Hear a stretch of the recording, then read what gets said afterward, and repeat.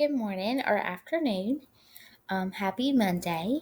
Today you are just listening to this slide, and then tomorrow you will start doing some actual work, and then you will have an assignment Wednesday or Thursday that goes along with what we're listening to today. Okay. So, the past couple of weeks we've talked about rhetoric, and we've talked about how that just means to read or listen to a text and think about how the speaker is communicating effectively and how does he persuade, inform, or explain well. What does he do to capture his audience? So last week we practiced soapstone, which just means that before we go into analysis, we want to first think about the speaker, the occasion, audience, purpose, the subject, and the tone of the speaker. So that way we can analyze it even further. So today we're going to talk about what is called rhetorical appeals. And the word appeals just means if you appeal to something, that means that someone is listening and engaged, and is how you reach someone. So think about today, there are 3 appeals, so 3 ways that a speaker can reach someone and persuade them to maybe do or act a certain way. Just like with a commercial, it can appeal to you so that you go out and buy the product. So there are 3 rhetorical appeals. So this is the rhetorical triangle. So it's made up of 3 persuasive strategies.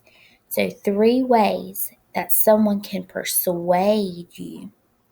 So there are logos, ethos, and pathos. And also the word persuasive, think about ways that you persuade someone.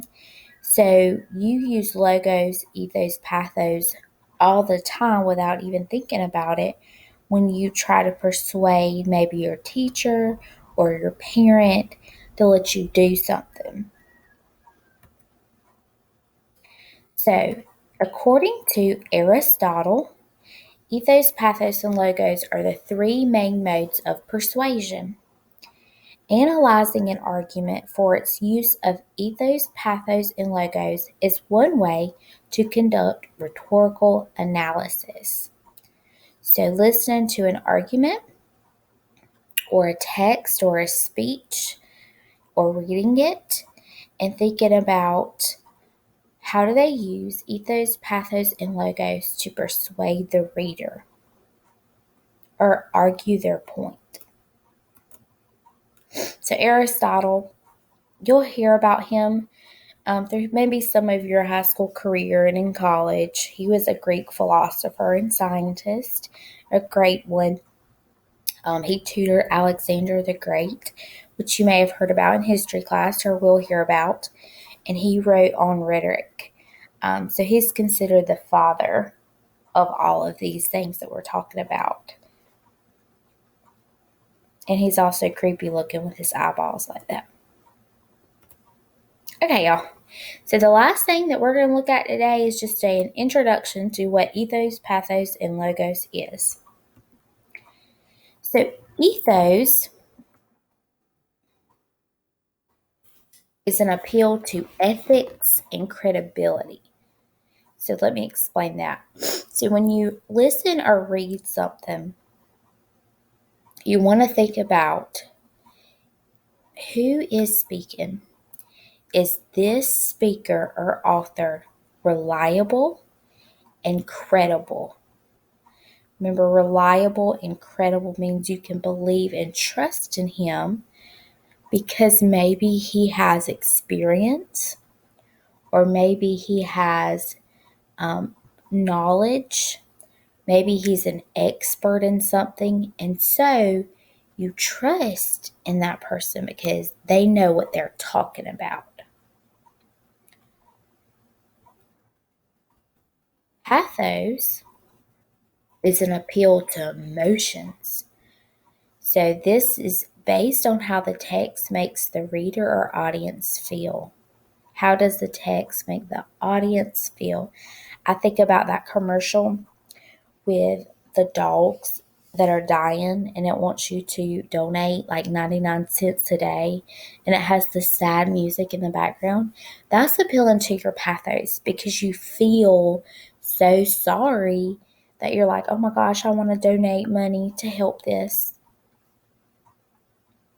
And then lastly is logos. And this is appealing to logic and reason. So this is based on facts, research, and evidence. How do the facts and evidence support the claim? So this is when maybe you're reading something and it's trying to persuade you to do something and you're like, well, where's the facts at? Where is the logic? Give me some statistics and numbers. For example, when I want to buy something, I look at the reviews and like see, is there a 98% satisfaction with the product before I buy it? Maybe I want to have some evidence that shows that I should buy this product. So that's ethos, pathos, and logos. And we're going to be practicing each one of those individually for a couple days each, and be looking and reading and listening to a couple different things to help us practice those. That is it for today. Tomorrow you will do something interactive and have like a little assignment for ethos on Wednesday or Thursday of this week. Bye, you guys. Have a great day.